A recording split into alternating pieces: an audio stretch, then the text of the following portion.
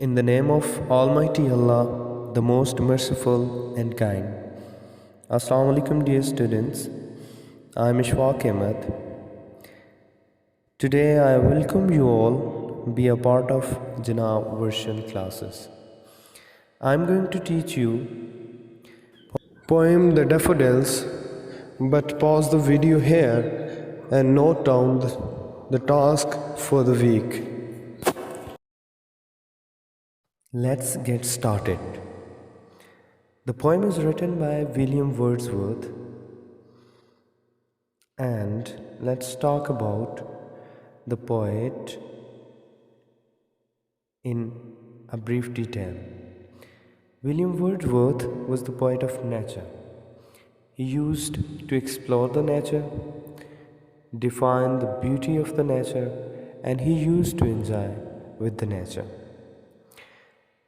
This poem is also known as I wander lonely as a cloud, while my heart leaps up, and the word is too much with us, and many more were his major works.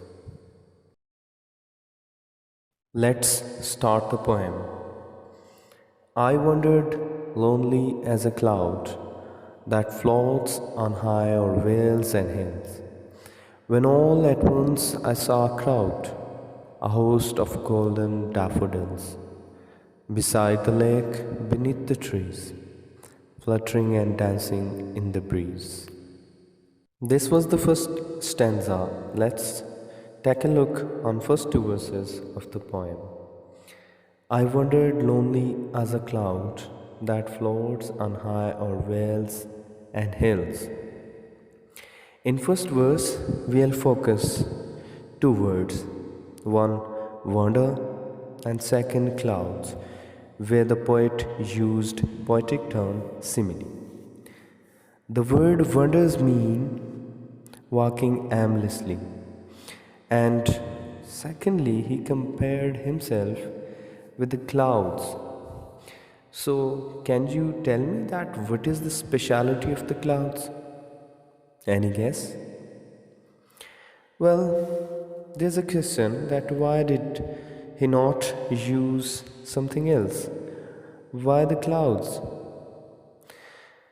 Well, he compared himself with the clouds because he wanted to see the clear and picturesque view of the nature, a detailed view.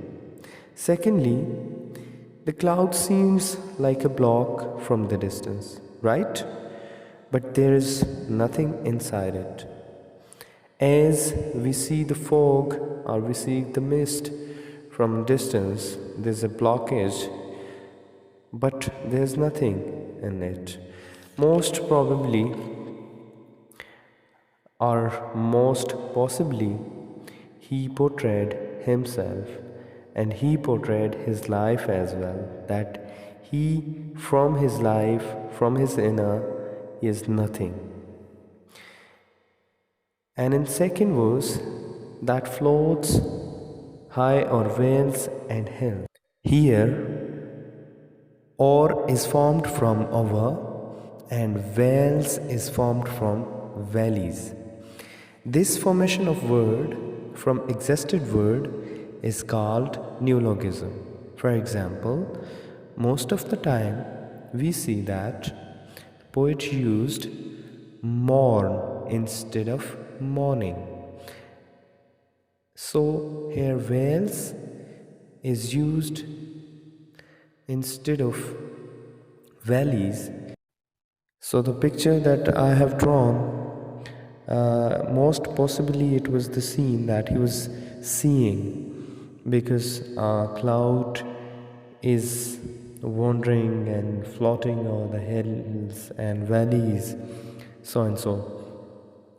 Cutting it short, in first two verses, he wants to say that he is a part of clouds wandering over the mountains or the hills or the valleys. Now moving toward next two verses.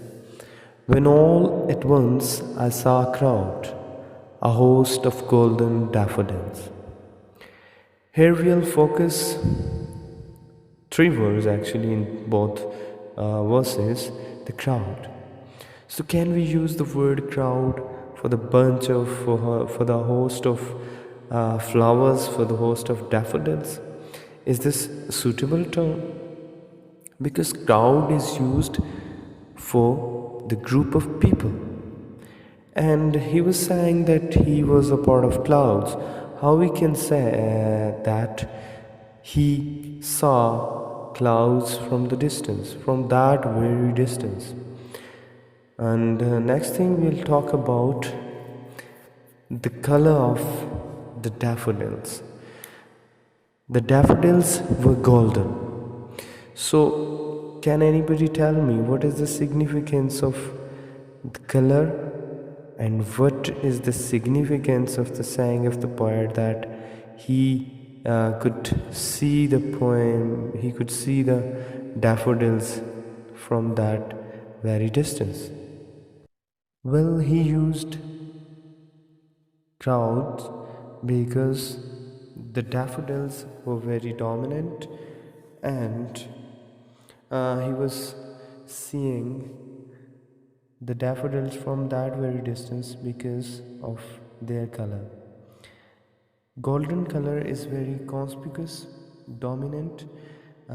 We can see that the color of taxis, the color of cabs is also yellow.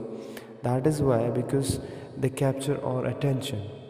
So the daffodils capture the attention of the poet, or all the views of that specific scenery, that specific area, just because of the color of daffodils.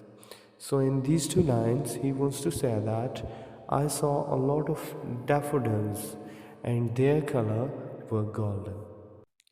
Well, now moving toward the last two verses of the first stanza.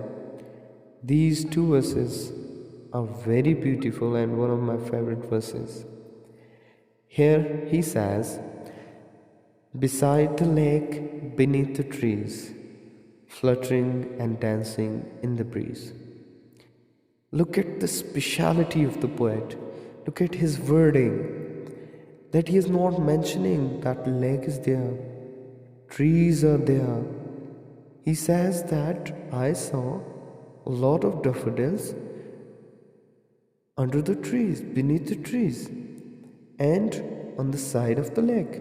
Means he want to say that there's lake and there are trees as well, making our imagination more strong, that we can feel that there were lake, there were trees, and that was a beautiful scene.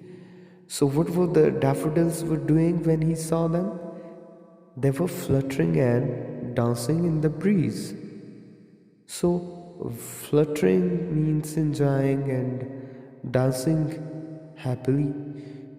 In first stanza, the summary of the first stanza is that he was wandering like a cloud or the mountains, and then suddenly a bunch of golden daffodils captured his attention.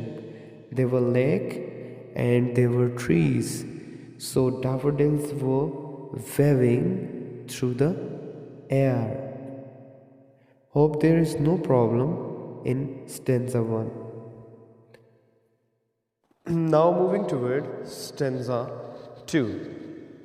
Continuous as the stars that shine and twinkle on Milky Way, they stretched a never-ending line along the margin of a bay. 10,000 saw I at a glance, tossing their heads in sprightly dance. From now onward, he continuously explained that particular view that he has seen earlier. Continues as stars that shine and twinkle on the Milky Way. So the daffodils were shining like a star and glowing on our Milky Way or galaxy.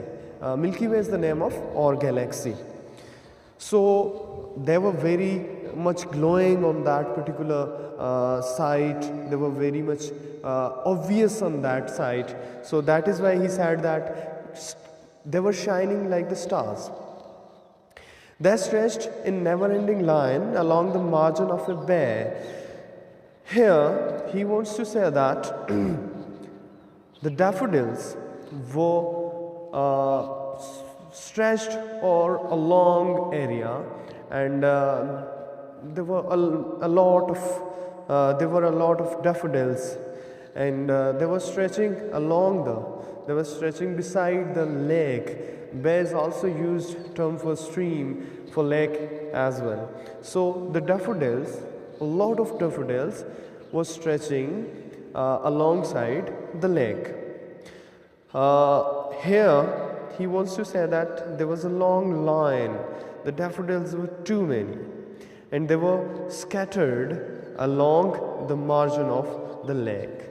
So as he started seeing all the things, he started getting involved in that. He said, 10,000 saw I at a glance, tossing their heads in sprightly dance. So actually he was exaggerating that particular view, that he was saying he as a cloud seeing all that. And then he said that in just one glance he was able to count that all. He was able to see them clearly, that he counted them, that there were 10,000 in numbers. So in second stanza, he said that the daffodils were continuously shining like the star. They were stretching alongside the margin of the lake, and they were too many. They were very dominated. That is why he was able to see them clearly, and he was able to even count them. That was a possible guess, that 10,000 doesn't exactly mean that the daffodils were only 10,000. It means there were a lot of daffodils were there. So now moving toward third stanza, he said that the waves beside them danced, but they outdid the sparkling waves in glee. A poet could not but be gay in such a jocund company. I gazed and gazed, but little thought what wealth the show to me had brought. Now it's mean that both waves and daffodils were dancing, and the daffodils were more happier than the waves. Actually, he himself is happy, be a part of nature. That is why he is seeing everything dancing, and he is seeing everything happy. So in these two verses, he wants to say that even though there were a lot of things, but the daffodils were the dominated, and the daffodils were very beautiful, the most beautiful than all the other things present there. So after enjoying a lot, be a part of nature, he said that a poet cannot do anything just being happy, gleaming happy. So he said that he was just enjoying the nature, and he was speechless. He said that I was enjoying the jocund company, the best company. What was that company? The company was nature and daffodils. As I mentioned earlier, that he was the poet of nature, so he was enjoying that particular company, and being a part of nature, he enjoyed a lot. He proceeds further and said, I gazed and gazed, but little thought what wealth the show to me had brought. In first verse, there is a very beautiful words, that he was seeing and seeing. He was involved in the whole nature without thinking anything. Here the little thought mean without thinking. I put your concentration toward that if you found a word in specific context, that is a little water in a jar means there is some water in a jar, And if the word used, little water in a jar, means there's nothing, no water in the jar. For example, in some of the context, if you find the word a few girls, it's mean that some girls were there. And if you find that few in a context, it's mean nothing at all. So here little thought mean he was nothing. He was thinking not anything at all. And what wealth the show to me had brought, the show, he want to say that the show means the specific view, the specific scenery, the picturesque nature. So he considered a picturesque nature as a show, and wealth mean happiness. The picturesque nature, the nature gives me the pleasure a lot. So in third stanza, he wants to say that the waves were a part of nature, many things more were a part of nature, but the daffodils were very obvious, very conspicuous, and they were giving me pleasure, a better pleasure. I enjoyed a lot and I was speechless. So hope there is no problem in third stanza. Now we are moving toward stanza 4, which is the last stanza of the poem. For oft, when on my couch I lie, in vacant or in pensive mood, they flash upon that inward eyes, which is the bliss of solitude, and then my heart with pleasures fills, and dances with the daffodils. In this stanza, he said, often, oft means often. Often he used to lie down on his bed, on couch mean on bed in loneliness or in pensive mean thoughtful mood.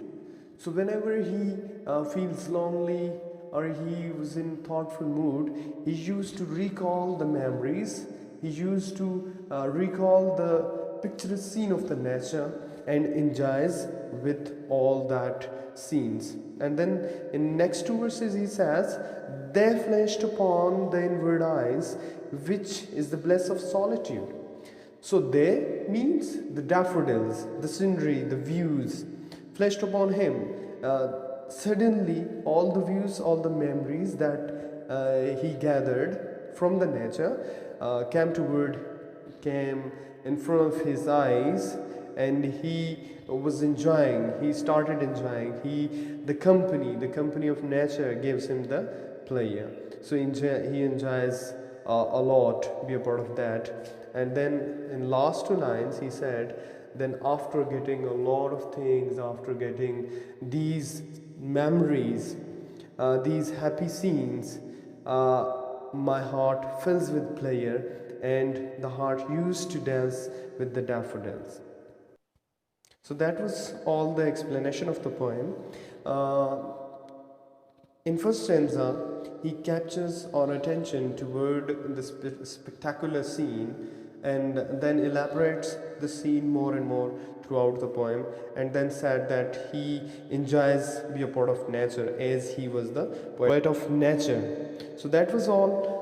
Hope you understand a lot from this lecture. At the end, I must say that stay home, stay safe. Take care. Allah Hafiz.